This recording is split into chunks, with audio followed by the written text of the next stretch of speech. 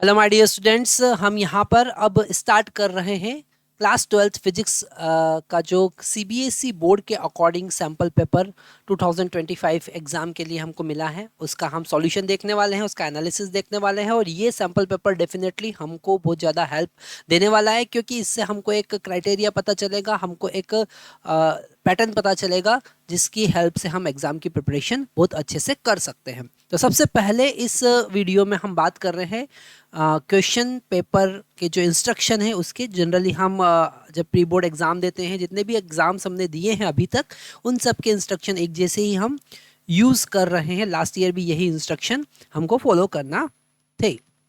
तो सबसे पहला पॉइंट हमको याद रखना है कि फिजिक्स के पेपर जो होगा उसमें टोटल 33 क्वेश्चन होंगे। टोटल क्वेश्चन कितने होंगे? 33 क्वेश्चन होंगे और सारे क्वेश्चन अटेम्प्ट करना कंपलसरी, ऐसा उसमें लिखा हुआ है। ठीक है। सेकंड है, इसमें 5 सेक्शन हमको मिलेंगे। Section A, section B, section C, section D, section E और सेक्शन ई तक हमारे पास में 5 सेक्शन है। ठीक है, सारे सेक्शन को अटेम्प्ट करना कंपलसरी है। सेक्शन ए की अगर हम बात करें तो सेक्शन ए में एमसीक्यू टाइप 12 क्वेश्चंस होंगे। टोटल 16 क्वेश्चन है, जिसमें 12 क्वेश्चन जो होंगे वो एमसीक्यू टाइप होंगे और 4 क्वेश्चन जो होंगे 16 में से 12 क्वेश्चन एमसीक्यू और 4 क्वेश्चन जो होंगे वो असर्शन रीजनिंग टाइप के होंगे और सारे क्वेश्चन 1-1 मार्क के होंगे। उसके बाद हमारे पास सेक्शन बी की अगर हम बात करें तो वहाँ पर 5 क्वेश्चन होंगे और हर क्वेश्चन 2-2 मार्क का होगा, सब्जेक्टिव टाइप होगा, जिसमें कुछ न्यूमेरिकल होंगे, कुछ थ्योरेटिकल क्वेश्चंस होंगे। अगर सेक्शन सी की बात करें तो इसमें 7 क्वेश्चन होंगे 3-3 मार्क के। ओके, यहाँ पर भी मैक्सिमम क्वेश्चन न्यूमेरिकल टाइप और कॉन्सेप्चुअल बेस्ड क्वेश्चन होते हैं। सेक्शन डी की बात करें तो ये केस स्टडी बेस्ड क्वेश्चन है। ओके, और हर क्वेश्चन में यहाँ पर दो दो क्वेश्चन है, 2 questions of case study based and each question having 4 objective type question. उसके पास 4 ऑब्जेक्टिव टाइप क्वेश्चन होंगे और उसमें एक क्वेश्चन हमारे पास ऑप्शनल होगा। मतलब कि टोटल 5 क्वेश्चन होंगे जिसमें एक में हमारे पास ऑप्शन मिलेगा। ओके, और अगर हम सेक्शन ई की बात करें तो यहाँ पर 3 क्वेश्चन 5 मार्क के होंगे। लॉन्ग आंसर टाइप क्वेश्चन है, इनका आंसर हमको बहुत ध्यान से देना है क्योंकि 15 मार्क्स हमको यहीं से मिलने वाले हैं। तो ये जनरल इंस्ट्रक्शन है, जो पेपर पैटर्न है वो हमको यहाँ से पता चल रहा है। ठीक है, इसमें no overall choice given in the question. However, the internal choice has provided in one question in section B. Okay, section B के एक क्वेश्चन में हमारे पास इंटरनल चॉइस मिलेगी, है ना। मतलब एक और में हमारे पास क्वेश्चन होगा, दोनों में से कोई सा भी एक क्वेश्चन हम सॉल्व कर सकते हैं। ठीक है, सेक्शन सी में भी हमारे पास में एक इंटरनल चॉइस मिलेगी, 1 question each CBQ in section D. Okay, और सेक्शन डी में जैसा हम डिस्कस कर चुके हैं, जो 4 क्वेश्चन होंगे उसमें से एक क्वेश्चन में हमारे पास और में एक और क्वेश्चन होगा, दोनों में से कोई भी एक क्वेश्चन हम सॉल्व कर सकते हैं। हम यहाँ पर सेक्शन डी की बात कर रहे हैं, जो हमारे पास केस स्टडी बेस्ड क्वेश्चन होंगे। ठीक है, और यहाँ पर हमारे पास 3 क्वेश्चन जो होंगे वो हर क्वेश्चन में हमारे पास ऑप्शन अवेलेबल होगा। मतलब जो सेक्शन ई में 3 5-5 मार्क के क्वेश्चन होंगे, हर क्वेश्चन के ऑप्शन में एक और में क्वेश्चन गिवन है और वो दोनों में से कोई एक क्वेश्चन हम सॉल्व कर सकते हैं। तो क्वेश्चन पेपर अच्छे से पढ़ना बहुत ज़्यादा ज़रूरी है। ओके, यहाँ से हमको क्लियरली समझ में आ रहा है कि बहुत सारे क्वेश्चन जो हैं वो ऑप्शन में हैं। ओके, मतलब हर क्वेश्चन के साथ 2-2 क्वेश्चन अटैच हैं, तो हम वहाँ पर दोनों क्वेश्चन को ध्यान से पढ़ेंगे और जो क्वेश्चन में हम सबसे ज़्यादा कंफर्टेबल है वही क्वेश्चन अटेम्प्ट करेंगे। तो यहाँ पर इस लेक्चर में हमने क्या देखा? हमने देखा जनरल इंस्ट्रक्शन, पेपर पैटर्न क्या है, पेपर स्टाइल क्या है, कितने क्वेश्चंस हमको अटेम्प्ट करना है और कहाँ कहाँ हमारे पास ऑप्शनल क्वेश्चन अवेलेबल है। नेक्स्ट हम बात करने वाले हैं, अब हम यहाँ बात करेंगे फर्स्ट क्वेश्चन जो है सेक्शन ए का first question, objective type questions की हम यहाँ पर बात कर रहे हैं। तो फर्स्ट क्वेश्चन सेक्शन ए का ऑब्जेक्टिव टाइप क्वेश्चन हमारे पास में है। ओके, यहाँ पर 12 क्वेश्चन हमारे पास ऑब्जेक्टिव टाइप मिलेंगे। पहला क्वेश्चन है, uniform electric field pointing in positive X direction exist in region. Okay, let A is origin. तो यहाँ पर ये हमारा एक्स एक्सिस है। ओके, और ए जो है वो ओरिजिन है, मतलब यहाँ पर x इक्वल टू 0 है। ओके, और यहाँ पर y एक्सिस भी प्रेजेंट है, तो ये y एक्सिस भी हमने यहाँ पर कंसिडर कर ली। This is our y axis. Okay, question में आगे लिखा है and B is a point on X axis where X equal to 1, है ना, ये बी कोई पॉइंट यहाँ पर है। और सी पॉइंट की बात करें and C is the point on Y axis, यहाँ पर सी पॉइंट प्रेजेंट है, हम इसको दूसरे कलर से देख लेते हैं। तो ये जो है ये सी पॉइंट है, यहाँ पर वाई इक्वल टू +1 गिवन है। ओके, आगे देखते हैं then the potential at a point A B C satisfy, है ना। तो हमेशा हमको ध्यान रखना है कि अगर पॉजिटिव एक्स डायरेक्शन में इलेक्ट्रिक फील्ड है तो इलेक्ट्रिक फील्ड की डायरेक्शन हमेशा उस डायरेक्शन में होती है जहां पर पोटेंशियल डिक्रीज होता है, जहां पर पोटेंशियल मैक्सिमम रेट से डिक्रीज होता है। मतलब जब हम एक्स डायरेक्शन में मूव करेंगे तो potential of A is greater than potential of B. Okay, यहाँ पर ये पॉइंट आप लिख सकते हैं कि the direction of electric field is in the direction in which the potential decreases with maximum rate। तो हमारे पास यहाँ पे potential gradient का concept आता है, हमारे पास electric field is equal to minus delta v by delta x होगा, है ना, ये हमने देखा था। तो ये पोटेंशियल ग्रेडियंट का एक कॉन्सेप्ट यहाँ पर है, मतलब ए का पोटेंशियल ज़्यादा होगा बी के कंपैरिजन में, डेफिनेटली बी हमारे पास में करेक्ट ऑप्शन यहाँ पर दिख रहा है। और अगर ए और सी की बात करेंगे तो potential of A is equal to potential of C, है ना, क्योंकि ये एक इक्वी पोटेंशियल सरफेस यहाँ पे बना रहा है। जो एक्स जेड प्लेन, जो एक्स वाई एक्सिस वाला जो प्लेन होगा, है ना, ये जो प्लेन होगा वो इक्वी पोटेंशियल सरफेस और इसके परपेंडिकुलर यहाँ पर इलेक्ट्रिक फील्ड एक्स डायरेक्शन में है। तो यहाँ पर हर जगह पोटेंशियल क्या होगा, इक्वल होगा, क्योंकि जब आप वाई डायरेक्शन में मूव करेंगे तो किसी भी टाइप का फोर्स आपको अप्लाई किसी भी टाइप का वर्क नहीं करना पड़ेगा, वो इक्वी पोटेंशियल सरफेस है। तो डेफिनेटली बी यहाँ पर करेक्ट आंसर होगा। नेक्स्ट क्वेश्चन हम देखते हैं। सो नेक्स्ट क्वेश्चन नंबर 2 हमारे पास में है, ये भी ऑब्जेक्टिव टाइप क्वेश्चन है। क्वेश्चन में गिवन है a conducting wire connect two charged conducting sphere of radii r1 and r2 such that radii r1 and r2 such that they attain equilibrium with respect to each other. The distance of the separation between two spheres is very large as compared to their radii. The ratio of magnitude of electric field at the surface of a sphere of radii R1 and R2। Okay, तो यहाँ पर electric field की हमको बात करना है ना। तो अगर हम electric field first E1 divided by electric field on second that is E2, दोनों का रेशियो अगर देखें तो definitely KQ1 divided by R1 square, और E2 की अगर हम बात करेंगे तो वो होगा KQ2 divided by R2 square. अगर हम किसी कंडक्टिंग स्फेयर के सरफेस पर इलेक्ट्रिक फील्ड की बात करें तो Q divided by 4 pi epsilon naught R square होता है। R उसका रेडियस है, यहाँ पर फर्स्ट के लिए रेडियस R1 है और सेकंड के लिए रेडियस R2 है। K का मतलब यहाँ पर constant 1 divided by 4 pi epsilon not, तो K से K यहाँ पर कैंसिल हो जाएगा। अब यहाँ पर इसे आगे सॉल्व करते हैं तो मिलेगा हमको Q1 by Q2 into R2 square divided bye R1 square. अब यहाँ पर हमको ऐसा लग सकता है कि दोनों पर चार्ज इक्वल होगा, दोनों पर चार्ज इक्वल होगा, पर ऐसा नहीं होता है।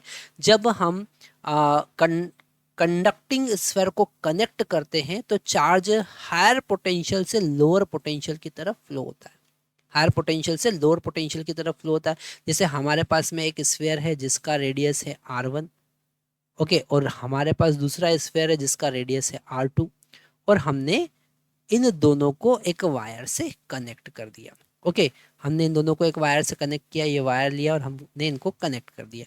तो चार्ज हायर पोटेंशियल से, चार्ज का फ्लो तब तक होता रहेगा जब तक दोनों का पोटेंशियल इक्वल नहीं हो जाएगा, मतलब V1 is equal to V2।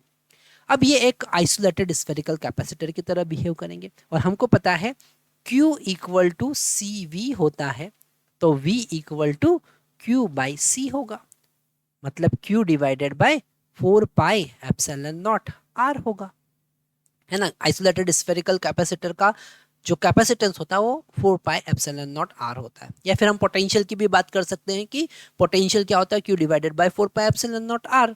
तो यहाँ पर V1 का वैल्यू कितना होगा, Q1 divided by 4 pi epsilon not R1, और V2 का वैल्यू क्या होगा, Q2 divided by 4 pi epsilon not R2। तो यहाँ पर ये कांस्टेंट कैंसिल हो जाएंगे, और यहाँ से Q1 बाई Q2 का वैल्यू हमको मिलेगा R1 divided by R2। Okay और वो वैल्यू हम यहाँ पर पुट करेंगे तो हमको मिलेगा R1 divided by R2 into R2 square divided bye R1 square और ये कैंसिल होकर हमको फाइनल आंसर मिलेगा R2 divided by R1। Okay तो हमारे पास में आंसर होगा बी ऑप्शन पर हम टिक करेंगे। यहाँ पर ध्यान देना है कि अगर हमने दोनों पर चार्ज इक्वल कर दिए Q1 is equal to Q2 कर दिया और आपने answer R2 bye R1 whole square लिख दिया तो वो आंसर गलत होगा। यहाँ पर चार्ज इक्वल नहीं होगा, पोटेंशियल इक्वल होगा। तो यहाँ पर इस क्वेश्चन में की पॉइंट हमको क्या मिलता है कि चार्ज का जब हम दो स्फीयर को कनेक्ट करते हैं, कंडक्टिंग स्फीयर को कनेक्ट करते हैं तो चार्ज कब तक फ्लो होता रहेगा, जब तक कि पोटेंशियल इक्वल नहीं होगा। ओके दोनों का पोटेंशियल हमको इक्वल करना है और चार्ज का रेशो फाइंड करना है। तो यहाँ पर सेकंड क्वेश्चन हमारा सॉल्व हुआ। हम थर्ड क्वेश्चन की तरफ जाते हैं। तो थर्ड क्वेश्चन हमारे पास में है long straight wire of circular cross section area A carrying current steady current I. The current is uniformly distributed across the cross section area. The ratio of magnitude of magnetic field at point A by 2 above the surface to that of A by 2 below the surface. Okay. अगर हम एक cylindrical wire की बात करें, है ना, जैसे ये हमारे पास सिलेंड्रिकल वायर है और इस सिलेंड्रिकल वायर के पूरे क्रॉस सेक्शन एरिया पर अगर यहाँ आई करंट फ्लो हो रहा है, ऐसा आई करंट फ्लो हो रहा है, पूरे क्रॉस सेक्शन एरिया पर एक जैसा आई करंट फ्लो हो रहा है, तो इसकी एक्सिस से जो मैग्नेटिक फील्ड है, एक्सिस पर मैग्नेटिक फील्ड जीरो होगी, धीरे धीरे मैग्नेटिक फील्ड इंक्रीज होगी। अगर हम यहाँ पर ग्राफ प्लॉट करें, मैग्नेटिक फील्ड और डिस्टेंस का ग्राफ प्लॉट करें तो magnetic field R equal to A मतलब सरफेस पर मैग्नेटिक फील्ड सबसे ज्यादा होगी और वो मैग्नेटिक फील्ड लीनियरली इंक्रीज होगी। इनसाइड कैसी होगी? लीनियरली इंक्रीज होगी, फिर इनवर्सली प्रोपोर्शनल होगी। तो इनसाइड अगर हम मैग्नेटिक फील्ड के लिए एक्सप्रेशन देखें, यहाँ पर हम एम्पियर सर्किटल लॉ का यूज कर सकते हैं और ये एनसीईआरटी का एक क्वेश्चन है जिसमें हम ये डिराइव करते हैं। ओके तो यहाँ पर इनसाइड मैग्नेटिक फील्ड जो होगी वो होगी mu not I into R divided by 2 pi A square. और अगर हम आउटसाइड मैग्नेटिक फील्ड की बात करें, मतलब कि ये जो केस है वो आर लेस देन ए है और जो आउटसाइड वाला केस है उसका मैग्नेटिक फील्ड तो simple mu not I divided by 2 pi R ही होगा। ओके यहाँ पर इनवर्सली प्रोपोर्शनल या डायरेक्टली प्रोपोर्शनल, यहाँ लीनियरली इंक्रीज होगी, बाहर डिक्रीज होगी और यहाँ पर आर का वैल्यू ए से छोटा है, सरफेस पर मैग्नेटिक फील्ड सबसे ज्यादा होगी। तो अगर हम मैग्नेटिक फील्ड इनसाइड देखें ए बाई 2 डिस्टेंस पर तो यहाँ फार्मूला क्या होगा? फार्मूला होगा म्यू नॉट आई और आर का वैल्यू कितना है? A by 2 divided by as it is लिखेंगे 2 pi A square. Okay divided by अगर हम आउटसाइड मैग्नेटिक फील्ड की बात करें, क्योंकि वही हमको रेशो फाइंड करना है, वैसे हम यहाँ पर उल्टा रेशो फाइंड कर रहे हैं, the magnetic field outside to the magnetic field inside. तो हम थोड़ा सा यहाँ पर करेक्ट कर लेते हैं, है ना। तो magnetic field outside at distance A by 2, magnetic field outside at distance A by 2, उसके लिए फार्मूला हम यूज करेंगे mu not I divided by 2 pi R का वैल्यू कितना है? A by 2 divided by magnetic field inside at distance A by 2 is equal to mu not I और R का value यहाँ पे कितना पुट करेंगे? आर का वैल्यू ए बाई 2 पुट करेंगे, डिवाइडेड बाई कितना होगा? 2 pi A square. Okay so this mu not will cancel out, I will cancel out. Okay 2 pi भी यहाँ पर कैंसिल हो जाएगा और ए स्क्वायर भी यहाँ पर कैंसिल हो जाएगा। फाइनली हमारे पास में क्या मिलेगा? हमारे पास में 1 डिवाइडेड बाई 1/2 मिलेगा, डिवाइडेड बाई, हाँ यहाँ पर ये बाई 2 1/2 हमको मिला, तो ये ऊपर मल्टीप्लाई में हो जाएगा, तो 2 divided by 1/2 that is equal to 4/1। तो हमारे पास आंसर ए आने वाला है 4/1। ओके ये थोड़ा सा रेशो, जो फ्रैक्शनल नंबर का रेशियो जो होता है, जो डिवीजन होता है, उसको ध्यान से समझना पड़ेगा। अगर हमने यहाँ पर लिखा है a divided by B by C, तो ये c ऊपर मल्टीप्लिकेशन में आता है। ओके तो ये छोटा सा एक कॉन्सेप्ट में हम हो सकता है कि एग्जाम में गड़बड़ कर दे, पर यहाँ पर ऐसा नहीं करना है आपको, कैलकुलेशन बिल्कुल आपके स्ट्रांग होना चाहिए। तो इस जो क्वेश्चन है उससे हमको क्या कॉन्सेप्ट पता चल रहा है, हमको magnetic field due to cylindrical wire पता चल रहा है कि इनसाइड मैग्नेटिक फील्ड अलग होती है, आउटसाइड मैग्नेटिक फील्ड अलग होती है, पर अगर थिन वायर है तो वो उसका रेडियस हम नेग्लिजिबल कंसिडर करेंगे। वो एक अलग केस है जो हम एम्पेयर सर्किट और लॉ से डिराइव करते हैं, और ये पूरा एक अलग डेरिवेशन हम एम्पेयर सर्किट और लॉ की हेल्प से डिराइव करते हैं। बहुत इंपॉर्टेंट कॉन्सेप्ट है, क्योंकि बोर्ड के अगर सैम्पल पेपर में इस टाइप के क्वेश्चन गिवन है तो डेफिनेटली इस टाइप के क्वेश्चन बोर्ड एग्जाम में आ सकते हैं। यहाँ पर हमारे पास डिफ्रैक्शन से रिलेटेड फोर्थ क्वेश्चन है, थ्योरेटिकल क्वेश्चन है, मतलब यहाँ पर इस टाइप के अगर क्वेश्चन आते हैं तो डायरेक्टली हमको आंसर लिखना है, क्योंकि इसका सिंपल डायरेक्ट हमारे पास आंसर है। क्वेश्चन में गिवन है diffraction effect can observe in, केवल साउंड वेव में होता है, या अल्ट्रासोनिक वेव में ही होता है, या लाइट वेव में ही होता है, ओके, या sound as well as light. तो डेफिनेटली डी इसका ऑप्शन है ना। जो भी वेव्स होती है उन सब में डिफ्रैक्शन का कॉन्सेप्ट हम देख सकते हैं, वो साउंड मैकेनिकल वेव हो या फिर लाइट इलेक्ट्रोमैग्नेटिक वेव हो। तो यहाँ पर हमारे पास डी ऑप्शन होगा। जो डिफ्रैक्शन, डिफ्रैक्शन का मतलब क्या है, when multiple coherent wave super impose on each other, है ना, जब वो शार्प एजेस से टकराती है और बेंड हो जाती है, this concept is called diffraction, and this concept also observed in sound and light also. Okay, next question, fifth question पर हम जाएंगे। नेक्स्ट क्वेश्चन, फिफ्थ क्वेश्चन हमारे पास में है, a capacitor consist to parallel plates with area of cross section 0.001 metre square. Okay, मतलब यहाँ पर ए का वैल्यू हमको गिवन है, ए का वैल्यू गिवन है 0.001 मीटर स्क्वायर, ओके, और सेपरेटेड बाय डिस्टेंस 0.0001 मीटर, है ना। सारे वैल्यू यहाँ पर एसआई में दे रखी है।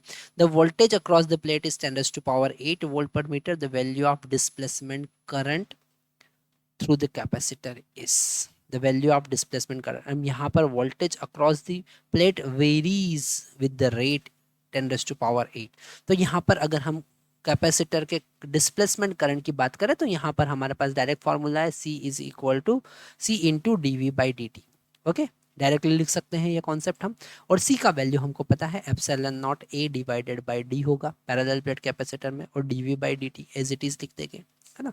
एप्सिलॉन का वैल्यू हमको पता है 8.8 इंटू 10⁻⁻12 होता है। ए का वैल्यू हम यहाँ पर गिवन है, इसे हम लिख सकते हैं इंटू 10⁻⁻3, और डी का वैल्यू हम यहाँ पर लिख सकते हैं 10⁻⁻4। ओके, dV/dt का वैल्यू यहाँ पर क्या लिखेंगे, dV/dt का वैल्यू यहाँ पर 10⁻8 गिवन है। ओके, इसे सॉल्व करेंगे तो 8.85, ओके 8.85 होता है इंटू 10⁻, यहाँ पर ये -3 -4 -1 बचेगा, मतलब 10⁻⁻11 प्लस 8 हो जाएगा, अल्टीमेट 10⁻⁻3 हमारे पास बच रहा है। तो 8.85 इंटू 10⁻⁻3 एम्पियर। ओके, तो आप देख लीजिए ए ऑप्शन यहाँ पर करेक्ट है। सिंपल सा फार्मूला बेस्ड क्वेश्चन है और कैलकुलेशन भी बड़े इजी है। इसी टाइप के क्वेश्चन आपके एग्जाम में आने वाले हैं, तो अगर आप छोटा सा ध्यान रखेंगे फार्मूले का तो डेफिनेटली क्वेश्चन अटेम्प्ट कर पाएंगे। ठीक है, यहाँ पर जेई के क्वेश्चन भी बड़े ईजी होते हैं। अगर हम PYQs देखेंगे तो इसी टाइप के क्वेश्चन जेई में भी पूछे गए। तो आपको केवल फार्मूला और न्यूमेरिकल प्रैक्टिस ज़्यादा से ज़्यादा करना है, कॉन्सेप्ट को समझना है, फार्मूला पर याद रखना है और न्यूमेरिकल प्रैक्टिस करना है। आप मैक्सिमम क्वेश्चन जेई के मेंस के सॉल्व कर पाएंगे। ठीक है, बड़ा इजी क्वेश्चन पेपर होता है। सिक्स क्वेश्चन हमारे पास में है। क्वेश्चन में गिवन है, in series LCR circuit the voltage across resistance capacitor and inductor is 10 volt. Okay, each, ये जो वर्ड यहाँ पर लिखा हुआ है ईच, ये हमारी बहुत ज़्यादा हेल्प करेगा इस क्वेश्चन को समझने में। हर एक के अक्रॉस 10 वोल्ट वोल्टेज गिवन है। If the capacitance is short circuited, मतलब कैपेसिटर को हमने हटा दिया तो इंडक्टर के अक्रॉस वोल्टेज कितना होगा। तो यहाँ पर सबसे पहले अगर एक रेजिस्टेंस है, एक कैपेसिटर हमने लगाया है, और एक इंडक्टर यहाँ पर लगाया है, और एक AC वोल्टेज सोर्स हमने लगाया है। ओके, तो जो रेजिस्टेंस के अक्रॉस वोल्टेज है वो 10 वोल्ट है, कैपेसिटर के अक्रॉस वोल्टेज जो वो 10 वोल्ट है, और इंडक्टर के अक्रॉस वोल्टेज भी है 10 वोल्ट। तो डेफिनेटली ये रेजोनेंस में है ना।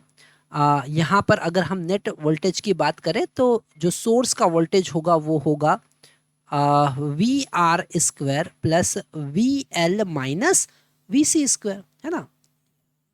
ये है सोर्स का वोल्टेज, इसको VS लिख सकते हैं। तो यहाँ पर सबका वैल्यू पुट करने के बाद VS का वैल्यू कितना आने वाला है, 10² प्लस 10 माइनस 10 होल स्क्वायर और इसका रूट, तो अल्टीमेट हमको मिला 10 वोल्ट। कितना मिला?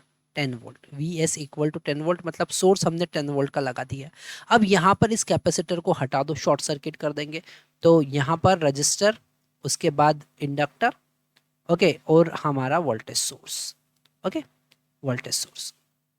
अच्छा, यहाँ पर रेजोनेंस की कंडीशन है और सबके अक्रॉस वोल्टेज इक्वल है, मतलब आर और एक्सएल दोनों का वैल्यू यहाँ पर इक्वल है, तीनों का वैल्यू एक्चुअल में इक्वल है। यहाँ पर आर की बात करें, रिएक्टेंस की बात करें ड्यू टू दी इंडक्टर, और रिएक्टेंस की बात करें ड्यू टू दी कैपेसिटर, तो तीनों इक्वल है। ठीक है, मतलब अगर हम यहाँ पर Z की अब बात करेंगे तो Z का वैल्यू हमको मिलेगा √R² plus XL square. Okay, यहाँ पर अगर हम इनका वैल्यू देखें तो हमको मिलेगा 10 सॉरी हमको मिलेगा R√2, है ना, क्योंकि यहाँ पर एक्सेल का वैल्यू तो R के बराबर पुट कर देंगे, तो R√2। और करंट की अगर बात करेंगे तो इस केस में करंट I कितना फ्लो हो रहा होगा, तो I यहाँ पर फ्लो हो रहा होगा VS डिवाइडेड बाई Z। और अगर हम VL की बात करें, ठीक है, VL की बात करें तो VL कितना होगा, VL होगा I इंटू XL। XL का वैल्यू R के बराबर है, मतलब I का value VS divided by Z का वैल्यू R√2, और एक्सेल का वैल्यू कितना, आर। एक्सेल का वैल्यू किसके बराबर है, आर के बराबर है, तो आर से आर यहाँ पे कैंसिल हो जाएगा। वीएल का वैल्यू यहाँ पर 10, वीएस का वैल्यू 10 है डिवाइडेड बाय √2, मतलब आंसर आया 5√2 वोल्ट, है ना। तो आंसर होगा हमारे पास में 10/√2, है ना, 10/√2 या 5√2। C is the correct answer.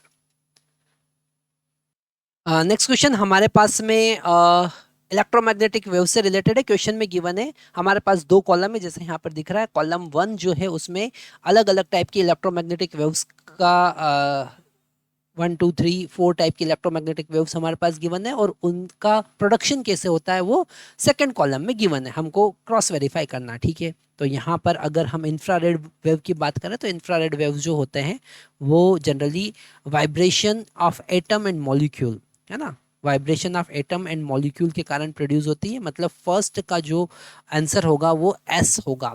Radio wave की बात करें तो रेडियो वेव कहाँ से प्रोड्यूस होगी, एंटीना वगैरह से रेडियो वेव प्रोड्यूस होते हैं। तो यहाँ पर rapid variation of electron in aerials, तो इसको हम पी से कनेक्ट करेंगे। लाइट जो है वो डेफिनेटली एटम से लाइट मिलता है हमको, है ना। जो इलेक्ट्रॉन जब हायर एनर्जी स्टेट से लोअर एनर्जी स्टेट पर जंप करता है तो वो एक फोटोन रिलीज करता है, लाइट कलर का फोटोन रिलीज करेगा वो उसके एनर्जी के according. So electron in atom emit light when they move from higher to lower energy state. तो यहाँ पर क्यू पर हम, और माइक्रोवेव जो है वो क्लिस्ट्रॉन वॉल से प्रोड्यूस होता है। ओके, तो यहाँ पर डेफिनेटली बी हमारा करेक्ट आंसर होगा। ओके, नेक्स्ट हम देखते हैं। नेक्स्ट क्वेश्चन की हम बात करें तो यहाँ पर एटम से रिलेटेड हमारे पास नेक्स्ट क्वेश्चन है। The distance of closest approach of alpha particle is D when it move with speed v towards a nucleus. Another alpha particle is projected with higher energy such that the new distance of closest approach is d/2. What is the speed of projection of alpha particle in this case? Okay, तो पहला जो speed है वो v है और second का speed हमको find करना है। डेफिनेटली जो काइनेटिक एनर्जी है वो पोटेंशियल एनर्जी में कन्वर्ट होगी। तो अगर हम फर्स्ट केस की बात करें, तो फर्स्ट केस में काइनेटिक एनर्जी मतलब हाफ mv² जो अल्फा पार्टिकल का काइनेटिक एनर्जी है वो पोटेंशियल एनर्जी मतलब k q1 q2 divided by r मतलब closest distance that is d, है ना। जो Zn अल्फा पार्टिकल का स्कैटरिंग अगर हम देखें तो Ze मतलब जो गोल्ड फॉइल है, गोल्ड का न्यूक्लियस जो है, और जो अल्फा पार्टिकल है, ये अल्फा पार्टिकल है, तो इसका पूरा एनर्जी जो है वो पोटेंशियल एनर्जी में कन्वर्ट हो जाएगा जब इन दोनों के बीच का डिस्टेंस मिनिमम होगा, और उसको हम क्लोजेस्ट डिस्टेंस कहते हैं जब इसका पोटेंशियल सारा जो एनर्जी है वो पोटेंशियल एनर्जी में कन्वर्ट हो गया, है ना। तो ये अल्फा पार्टिकल पर चार्ज 2e है और न्यूक्लियस पे चार्ज Ze है। तो Q1 Q2 का वैल्यू यहाँ से हम निकाल सकते हैं, वैसे उसकी जरूरत नहीं क्योंकि वो कैंसिल होने वाला है ना। सेकंड केस में अगर हम सेकंड केस की बात करें तो सेकंड केस में हाफ m मास तो सेम ही रहेगा अल्फा पार्टिकल का, इसे हम वी डैश स्क्वायर ले देते हैं के Q1 Q2 और डिस्टेंस अब हो गया D/2। ओके, इसे हम डिवाइड करेंगे और डिवाइड करते टाइम हम रेशो का बिल्कुल ध्यान रखेंगे, सारी चीज़ें यहाँ पर कैंसिल हो जाएगी। यहाँ पर V square divided by V dash square is equal to 1 divided by 1/1/2। थोड़ा ध्यान से समझना है इस कैलकुलेशन को, मतलब 1/2 होगा ये। ओके, तो वी डैश का वैल्यू जो होगा वो होगा √2 इंटू वी। ये कैलकुलेशन बड़ा ध्यान से आपको समझना पड़ेगा, क्योंकि यहाँ पर ये जो फ्रैक्शनल का जब हम रेशो लेते हैं फ्रैक्शनल वैल्यूज़ का, तो वहाँ पर कुछ गड़बड़ होने के चांसेस होते हैं। तो हमारे पास डेफिनेटली आंसर होगा B, that is √2 V. Next question number 9 हमारे सामने है। क्वेश्चन में गिवन है a point object is placed at the centre of a glass sphere of radius 6 centimetre and refractive index 1.5।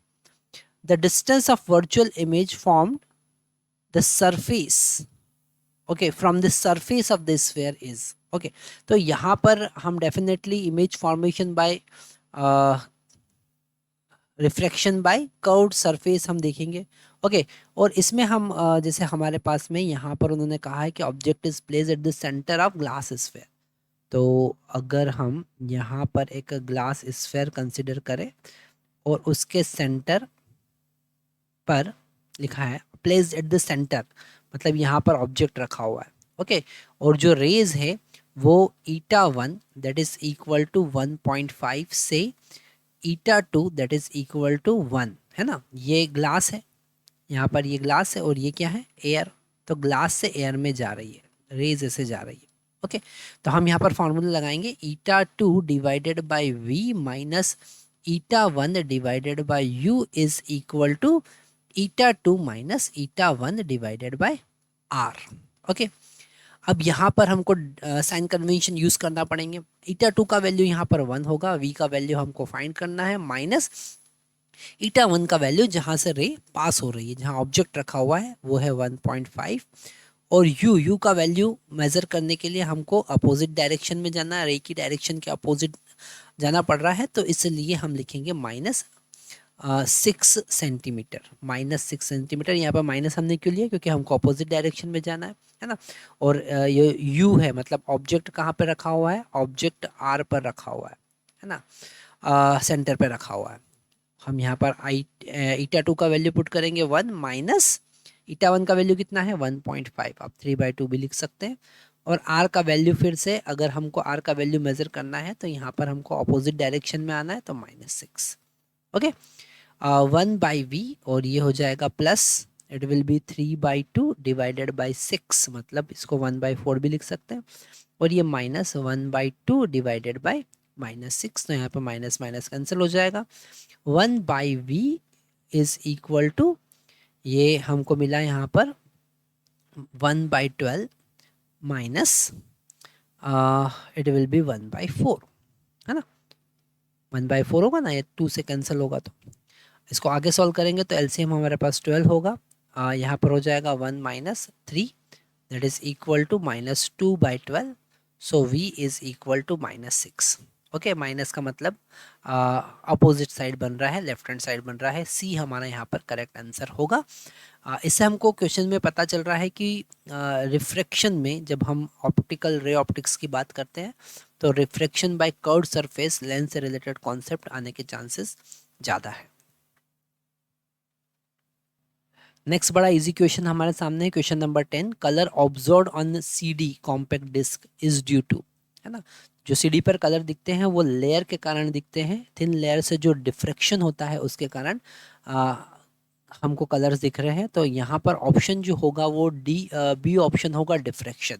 Okay, जो डिस्क पर thin layer बनती है, उस थिन लेयर के थ्रू जो अलग अलग वेव्स सुपर इम्पोज होती है, उस सुपर इम्पोज मतलब कि डिफ्रैक्शन जो होता है उसके कारण अलग अलग कलर हमको वहाँ पर दिखता है।